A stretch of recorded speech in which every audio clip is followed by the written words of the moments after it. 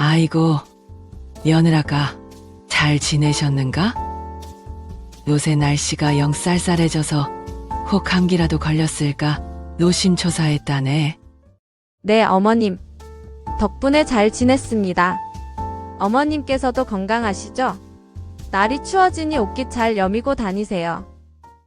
요즘 젊은 사람들은 고부 갈등 이런 거 잘 모른다고 하던데 사실인가? 내 귀엔 아직도 생소한 이야기처럼 들린다네. 글쎄요, 어머님.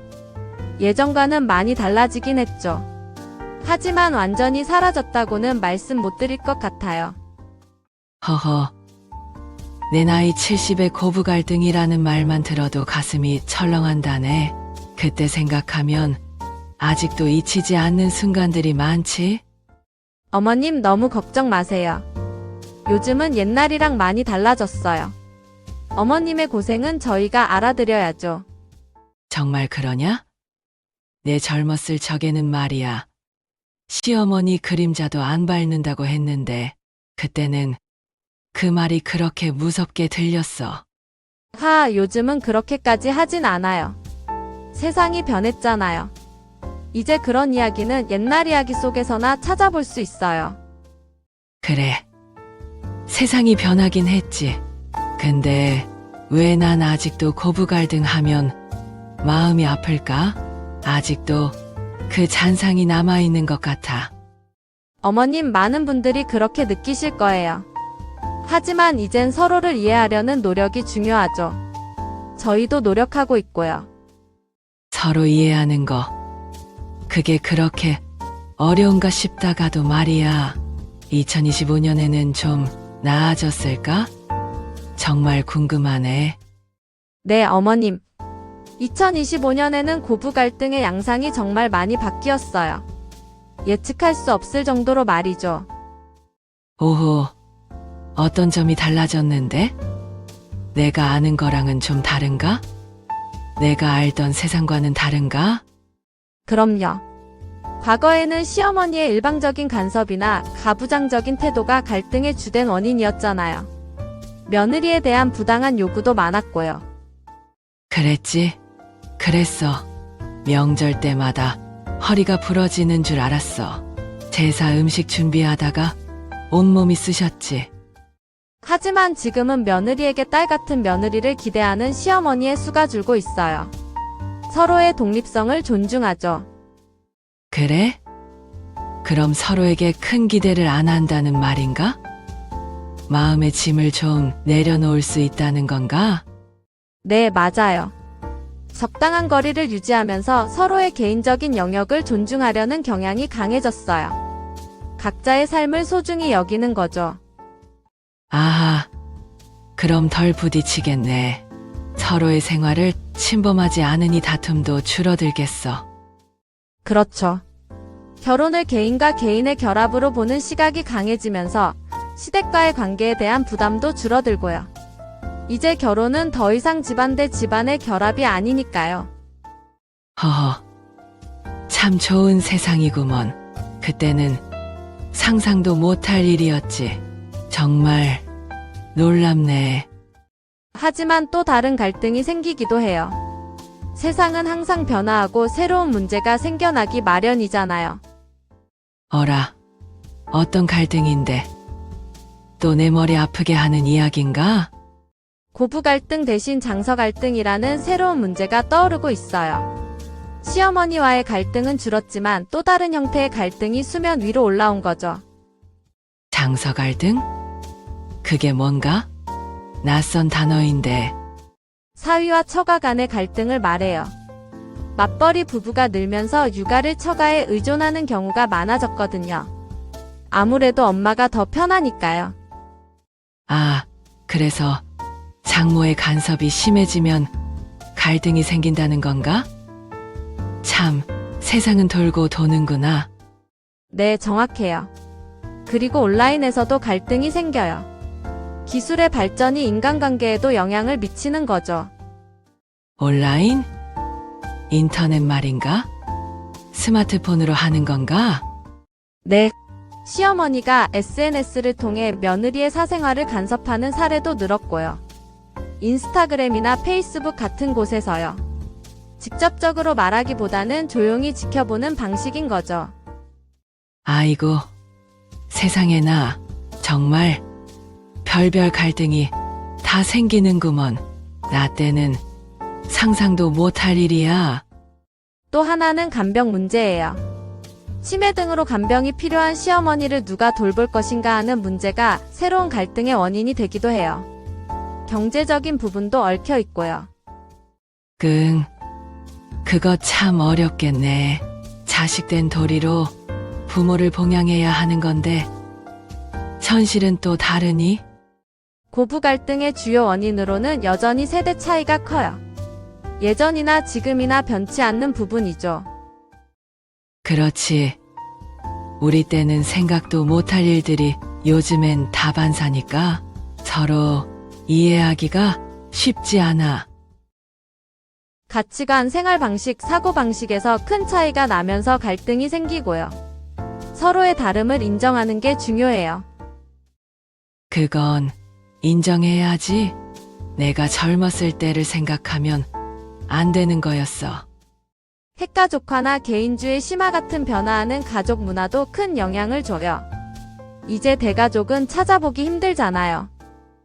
이제 아들, 딸 하나씩 낳고 사니까 가족이 다 모일 일도 별로 없고 명절 때도 조용하고 말이야. 네. 그리고 경제적 요인도 빼놓을 수 없어요. 돈 문제는 언제나 민감하니까요. 돈 문제인가? 허허, 그거야말로 오랜 갈등의 씨앗이지. 시어머니는 아들에게 노후 경제적 지원을 기대하지만 며느리는 남편이 가정을 우선시하길 바라죠. 이런 부분에서 갈등이 생기기도 하고요. 각자의 입장이 다르니까요. 그럴 수 있겠네. 내 노후도 걱정되긴 하니까. 재산 상속 문제도 며느리가 차별받는다고 느끼면 갈등이 심해질 수 있고요. 공평하지 못하다는 생각은 큰 불화를 만들어요. 그건 옛날이나 지금이나 똑같구먼. 돈 앞에 장사 없지. 심리적 요인도 있어요. 아들을 둔 시어머니와 남편을 둔 며느리 간의 미묘한 주도권 다툼이 갈등의 원인이 되기도 하고요. 아들을 향한 애착이 때론 집착처럼 보일 수 있죠. 아이고, 그 마음 내가 안다네. 아들 결혼시키면 왠지 모르게 서운하기도 하고 말이야. 뺏기는 기분이 들기도 하지. 맞아요. 시어머니는 아들이 결혼 후 며느리에게 더 의지하는 모습에 소외감을 느낄 수도 있어요. 아들이 이제 내 아들이 아닌 것 같은 기분 말이에요. 그 마음 정말 공감된다네. 나도 그랬으니. 가장 중요한 건 남편의 역할 부재가 갈등을 키운다는 점이에요. 남편이 중심을 잡지 못하면 모든 관계가 흔들리죠. 맞아. 중간에서 남자가 잘해야 하는 건데 우리 아들은 영 눈치가 없어. 남편이 고부 갈등 상황에서 중재 역할을 제대로 못하면 갈등이 더 심해질 수 있어요. 양쪽의 이야기를 듣고 지혜롭게 풀어가야 하는데 말이죠. 그럼 이런 갈등을 어떻게 풀어야 할까? 내게도 조언 좀 해줘. 답답한 마음을 좀 풀고 싶네. 가장 중요한 건 서로를 타인으로 인정하는 거예요. 나의 가족이라는 틀을 깨는 거죠. 타인? 내 자식의 배우자를? 그게 그렇게 쉬운 일인가? 네. 지나친 기대를 하지 않고 개인의 영역을 존중하는 거죠. 각자의 삶이 있고 각자의 방식이 있다는 걸 받아들이는 거예요. 하긴 나도 내 식구가 됐다고 너무 내 뜻대로 하려고 했었지. 그게 오히려 독이 된 것 같아. 그리고 솔직한 감정 표현도 중요해요. 억압된 감정은 갈등을 더 심하게 만들 수 있거든요. 쌓아두면 병이 돼요. 아유, 나는 그냥 참고 살았는데 요즘 젊은이들은 참 솔직하구먼. 부럽기도 하네. 가장 중요한 건 남편의 적극적인 역할이에요. 남편이 명확한 입장을 정하고 적극적으로 중재해야 해요. 남편의 지지가 없으면 힘들죠. 그래. 우리 아들도 좀 그랬으면 좋겠네. 엄마와 아내 사이에서 갈팡질팡하지 않고 필요하다면 심리 상담을 받는 것도 좋아요. 전문가의 도움을 받으면 갈등의 원인을 파악하고 해결 방안을 찾을 수 있죠. 객관적인 시선이 필요하니까요. 전문가에게까지 찾아가야 하는구나. 세상에. 이런 일로. 그리고 어머님, 시어머니의 독립성 확보도 중요해요. 혼자서도 즐거운 생활을 누리는 거죠. 내가 독립적이지 못하다는 말인가? 며느라가 서운하게 왜 그런 말을? 아니요, 그게 아니라 취미활동이나 사회활동을 통해 독립적인 생활을 유지하시면 며느리에 대한 의존도를 줄일 수 있다는 말이에요. 어머님의 삶이 더 풍요로워지시는 거죠. 아, 내가 너무 아들하고 며느리한테만 매달렸나 싶네. 나만의 시간을 가져야겠어. 세대 간 소통 노력도 필요하고요. 서로의 문화를 이해하고 존중해야 하죠. 서로의 입장이 되어보는 거예요. 그렇지. 나도 이제 며느리 세대를 좀 더 배워야겠어. 변화를 받아들여야지. 긍정적인 관점으로 관계를 바라보고 서로에게 감사하는 마음을 가지는 것도 중요해요. 좋은 점을 더 많이 보려는 노력 말이에요. 그래. 미운 정 고운 정 다 들었는데 감사한 마음도 있었지. 그 마음을 잊지 말아야지. 때로는 가족 치료를 통해 가족 구성원 전체가 함께 문제 해결을 시도하는 것도 도움이 될 수 있고요. 전문가와 함께 가족의 역동을 이해하는 거죠. 아, 여러 방법이 있구먼. 세상은 참 복잡하구나. 2025년은 한국 사회가 초고령 사회로 진입하는 해이기도 해요. 이 부분도 간과할 수 없어요. 그렇지. 나 같은 노인이 더 많아진다는 거지. 그럼 사회적으로도 변화가 크겠네. 네. 노인 부양이나 간병 문제로 고부 갈등이 더 심해질 수도 있다는 점을 기억해야 해요. 사회적 지원이 더 절실해지는 거죠. 그건 걱정이다. 미래를 생각하면 한숨만 나오네. 하지만 새로운 가족 형태가 등장하면서 가족의 의미가 재정이 되고 있다는 점도 중요해요. 가족의 형태가 다양해지고 있어요. 새로운 가족 형태? 어떤 거? 내가 아는 가족의 모습과는 다른가? 비혼 출산이나 동거 같은 형태가요. 이런 변화가 고부관계에도 영향을 미쳐서 새로운 형태의 갈등을 만들 수도 있어요. 틀에 박히지 않은 관계들이죠. 세상 참 많이 변했구먼. 내 시대와는 정말 다르네. 네, 어머님. 결국 2025년의 고부 갈등은 과거와는 다른 양상을 보이고 원인도 더 복잡해졌어요. 한 가지 해결책으로만은 풀 수 없는 문제예요. 그럼 어떻게 해야 할까? 막막하네. 긍정적인 관계를 위해서는 서로를 존중하고 이해하려는 노력이 무엇보다 중요해요. 진심으로 다가서는 거죠.